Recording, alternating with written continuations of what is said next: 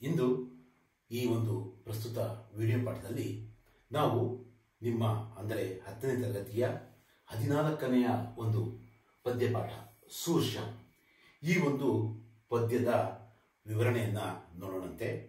ಕವಿ ಪರಿಚಯ ಅಂದರೆ ಸೂರದಾಸ್ ಅವರು ಹಿಂದಿ ಸಾಹಿತ್ಯದ ಮಹತ್ವದ ಕವಿಗಳು. ಅವರ ಬಗ್ಗೆ ತಿಳಿಯುವ ಒಂದು ಪ್ರಯತ್ನ ಮಾಡೋಣ. ಪ್ರಮುಖವಾಗಿ ಬ್ರಜಭಾಷೆಯಲ್ಲಿ ಬರೆದಿರ್ತಕ್ಕಂತಹ ಈ ಒಂದು ಪದ್ಯದಲ್ಲಿ ಶ್ರೀಕೃಷ್ಣನ ಬಾಲಲೀಲೆಗಳನ್ನು ವರ್ಣನೆ ಮಾಡಿದ್ದಾರೆ.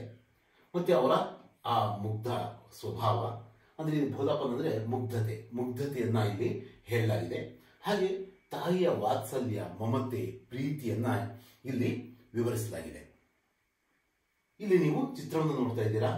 ಬಲರಾಮ, ಕೃಷ್ಣ ಬಲರಾಮನ ಕುರಿತು ಯಾರ ಹತ್ರ ತನ್ನ ತಾಯಿ ಯಶೋದೆ ಹತ್ರ ಕಂಪ್ಲೇಂಟ್ ತಂದಿದ್ದಾನೆ. ಏನು ಕಂಪ್ಲೇಂಟು? ಅದಕ್ಕೆ ತಾಯಿ ಹೇಗೆ ಆತನನ್ನ ಸಮಾಧಾನ ಮಾಡ್ತಾಳೆ ಶ್ರೀಕೃಷ್ಣನನ್ನ, ಇದನ್ನೆಲ್ಲವನ್ನು ಕೂಡ ನಾವು ನೋಡೋಣ. ಹಿಂದೆ ಒಂದು ಗೋವಿನ ಚಿತ್ರವನ್ನು ಕೂಡ ನೀವು ನೋಡ್ತಿದ್ದೀರಾ. ಅದು ಕೂಡ ಪದ್ಯದ ಈ ಸಂದರ್ಭಕ್ಕೆ ತಕ್ಕಂತೆ ಇದೆ.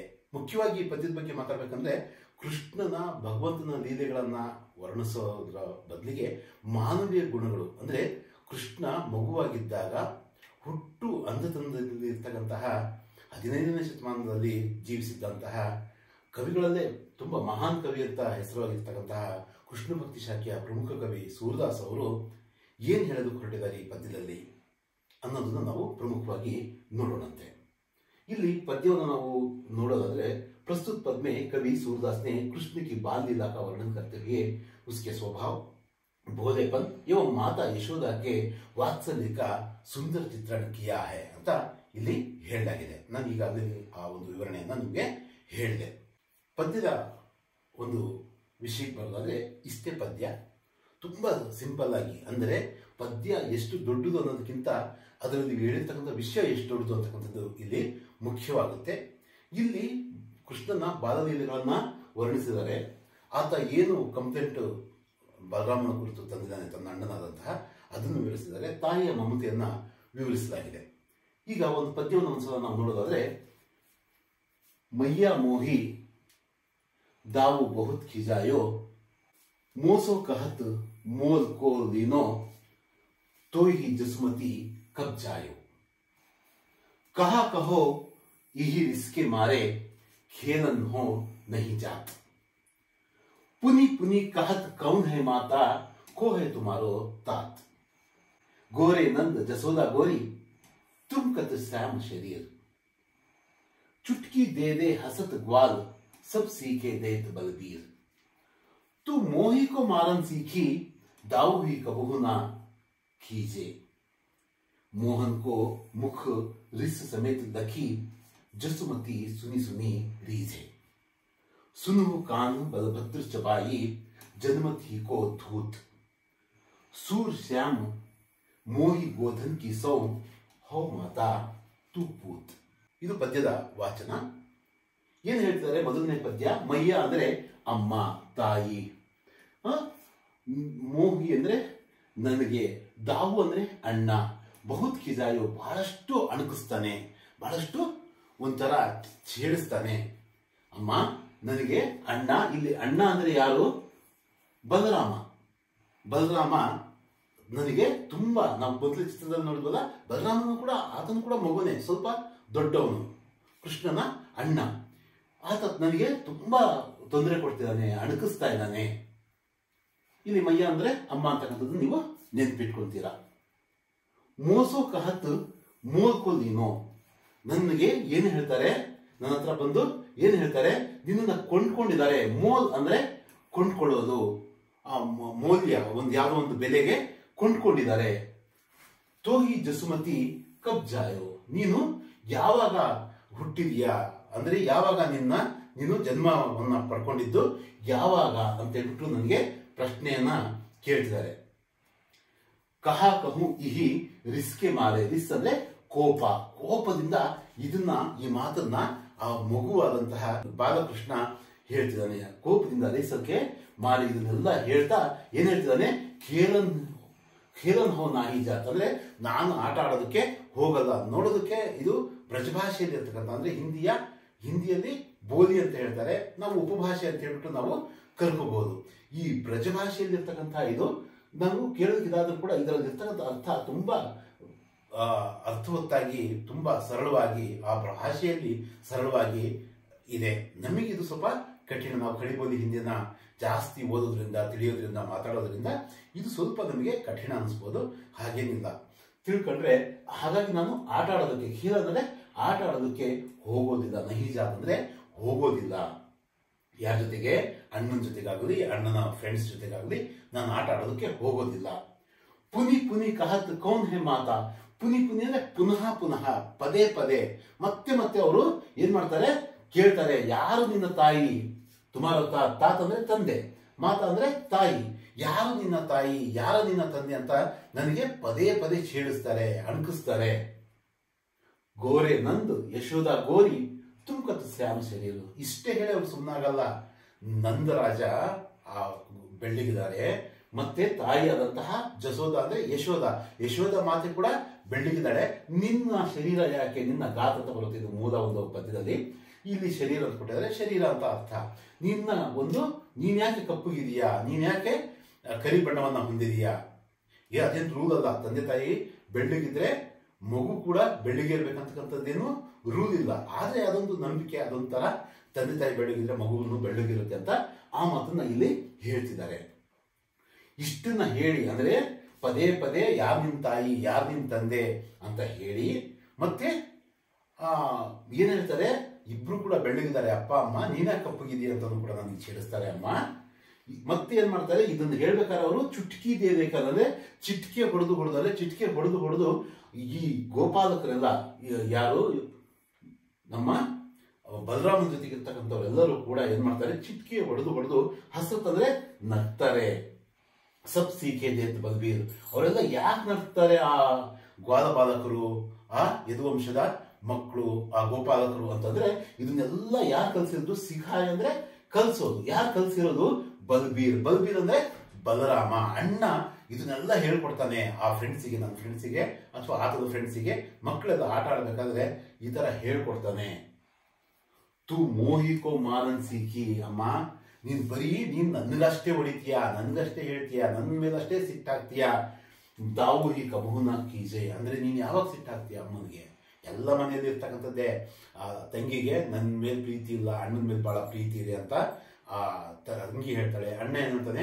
ಸಣ್ಣೋಡು ಅಂತ ಹೇಳ್ಬಿಟ್ಟು ತಂಗಿನ ಅಥವಾ ತಮ್ಮನ ನೀವು ಜಾಸ್ತಿ ಪ್ರೀತಿಸ್ತೀರಾ ಅಂತ ಹೇಳ್ಬಿಟ್ಟು ಅಪ್ಪ ಅಮ್ಮನ ಮೇಲೆ ಅವ್ರು ಯಾವಾಗಲೂ ಕೂಡ ಏನ್ ಮಾಡ್ತಿರ್ತಾರೆ? ಕಂಪ್ಲೇಂಟ್ ಮಾಡ್ತಾ ಇರ್ತಾರೆ. ಹಾಗೆ ಭಾವಿಸಿರ್ತಾರೆ. ತಂದೆ ತಾಯಿಗೆ ಇಬ್ರು ಮಕ್ಕಳಿದ್ರೆ ಎರಡು ಕಣ್ಣುಗಳಿದ್ದ ಹಾಗೆ, ಅದನ್ನು ನಾವು ಮರಿಬಾರ್ದು. ಇದು ಎಲ್ಲಾ ಮನೆಯಲ್ಲಿ ಕೂಡ ಏನೋ ಅಪ್ಪ ಮಗಳನ್ನ ಅಥವಾ ಅಮ್ಮ ಮಗನ್ನ ಜಾಸ್ತಿ ಪ್ರೀತಿ ಮಾಡ್ತಿದ್ದಾರೆ ಅಂತ ಅನ್ಸಿದ್ರು ಕೂಡ ಆ ಅಪ್ಪ ಅಮ್ಮ ಇಬ್ಬರಿಗೂ ಕೂಡ ಮಕ್ಕಳು ಎರಡು ಕಣ್ಣಿದ್ದ ಹಾಗೆ, ಯಾರು ಹೆಚ್ಚಲ್ಲ, ಯಾರು ಕಡಿಮೆ ಅಲ್ಲ. ಅಥವಾ ಇನ್ನು ಸ್ವಲ್ಪ ಜಾಸ್ತಿ ಜನ ಮಕ್ಕಳಿದ್ರು ಕೂಡ ಎಲ್ಲ ಮಕ್ಕಳನ್ನು ಕೂಡ ಅವರು ಸರಿಸಮನಾಗಿ ಪ್ರೀತಿಸ್ತಾರೆ.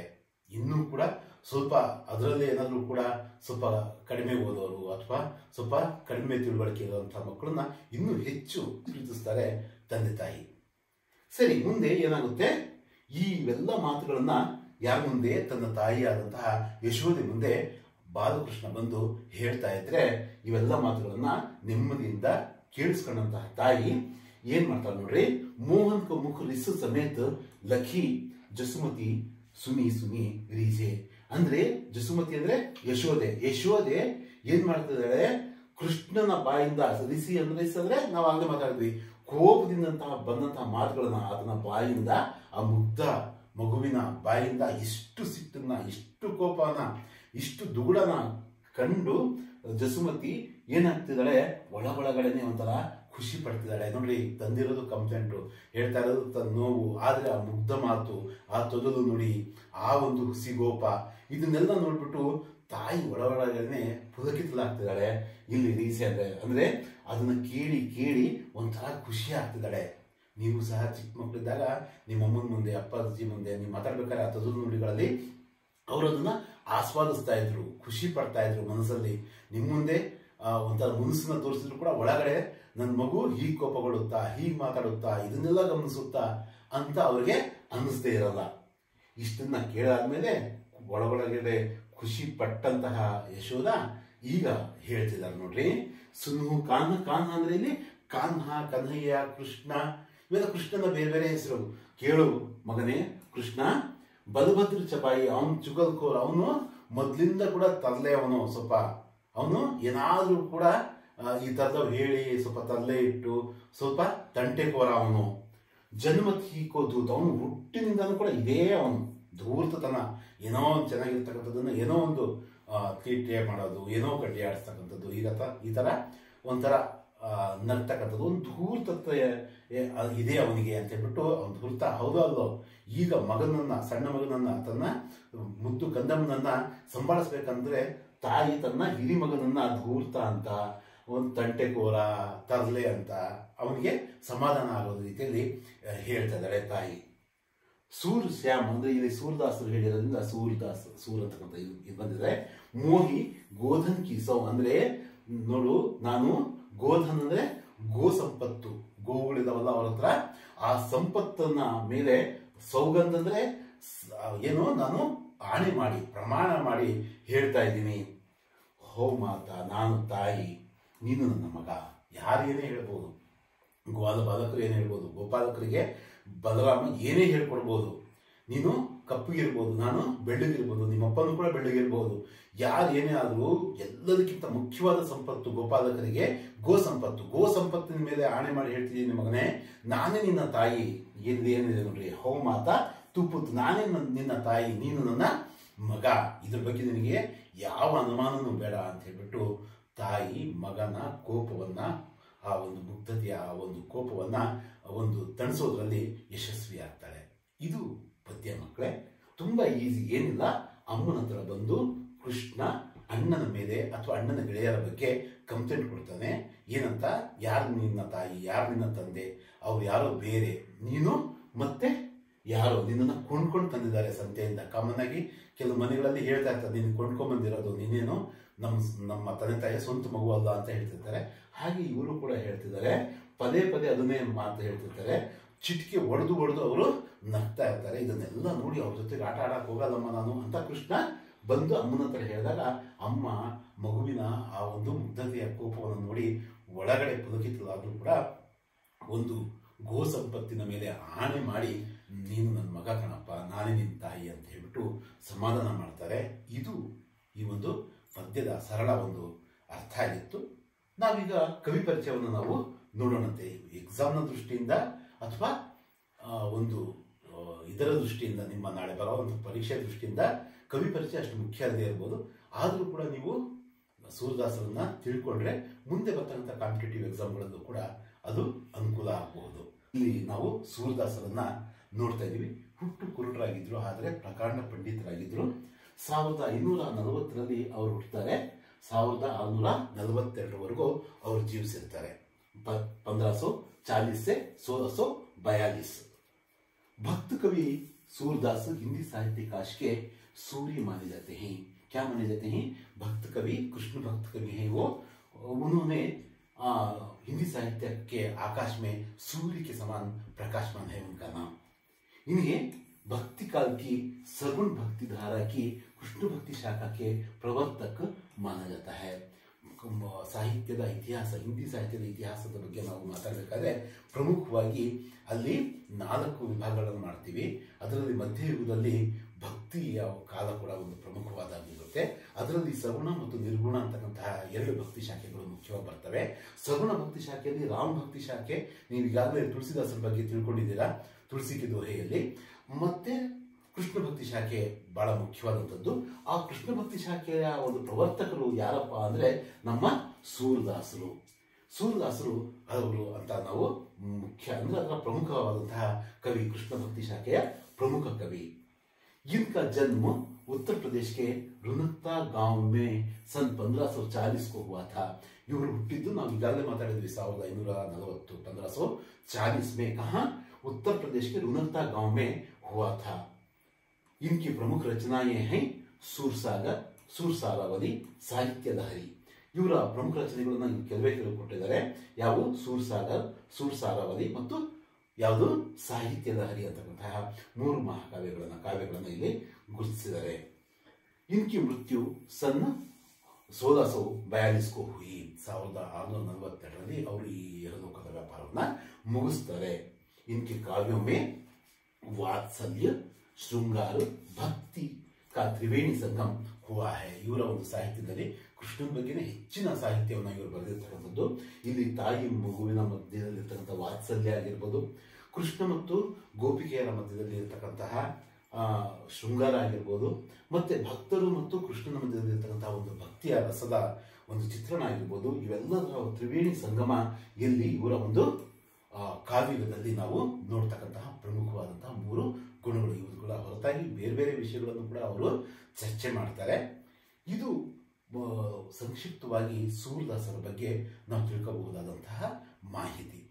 ಮಕ್ಕಳೇ, ಇನ್ನೊಂದು ವಿಡಿಯೋದಲ್ಲಿ ಈ ಪದ್ಯದ ಪ್ರಶ್ನೆ ಉತ್ತರಗಳನ್ನು ನಾವು ಚರ್ಚೆ ಮಾಡೋಣಂತೆ. ಈ ವರ್ಷ ತುಂಬ ಮುಖ್ಯ, ಯಾಕಂದರೆ ಇಷ್ಟು ದಿನ ಬಂದಂತಹ ಕ್ವಶನ್ ಪೇಪರ್ನ ಒಂದು ಕಠಿಣತೆಗೂ ಈ ವರ್ಷ ಬರ್ತಕ್ಕಂಥದ್ದಕ್ಕೂ ಕೂಡ ಸ್ವಲ್ಪ ವ್ಯತ್ಯಾಸ ಇದೆ. ಈ ಸಲ ಸ್ವಲ್ಪ ಈ ಹಿಂದೆ ಎಲ್ಲ ಕರೋನಾ ಕಾಲದಲ್ಲಿ ತುಂಬ ಈಸಿ ಕ್ವಶನ್ ಪೇಪರ್ಗಳು ತೆಗಿತಾ ಇದ್ರು, ಬಟ್ ಈ ಸಲ ಸ್ವಲ್ಪ ಅಪ್ಲೈಡ್ ಕ್ವಶನ್ಸ್ ತೆಗೆಯುವಂಥ ಅವಕಾಶ ಇರೋದ್ರಿಂದ ಸ್ವಲ್ಪ ಹೆಚ್ಚಿನ ಗಮನ ಹಿಂದಿ ಅಂತ ಮಾತ್ರ ಅಲ್ಲ ಎಲ್ಲ ವಿಷಯಗಳ ಕಡೆನೂ ನೀವು ಕೊಡಬೇಕಾದಂತಹ ಅವಶ್ಯಕತೆ ಇದೆ. ಮತ್ತೆ ಸಿಗೋಣಂತೆ. ಈ ಬಗ್ಗೆ ಏನೇ ಪ್ರಶ್ನೆ ಉತ್ತರ ಇದ್ರೂ ಕೂಡ, ನಿಮ್ಗೇನಾದರೂ ಕೂಡ ಡೌಟ್ ಇದ್ರೂ ಕೂಡ ಕಾಮೆಂಟ್ ಬಾಕ್ಸಲ್ಲಿ ತಿಳಿಸಿ, ಅದನ್ನು ಒಂದು ಬಗೆಹರಿಸ್ತಕ್ಕಂಥ ಒಂದು ಅಥವಾ ಅದ್ರ ಬಗ್ಗೆ ಮಾತಾಡ್ತಕ್ಕಂತಹ ಒಂದು ಪ್ರಯತ್ನ ಮುಂದಿನ ವಿಡಿಯೋಗಳಲ್ಲಿ ಮಾಡೋಣಂತೆ. ಧನ್ಯವಾದಗಳು.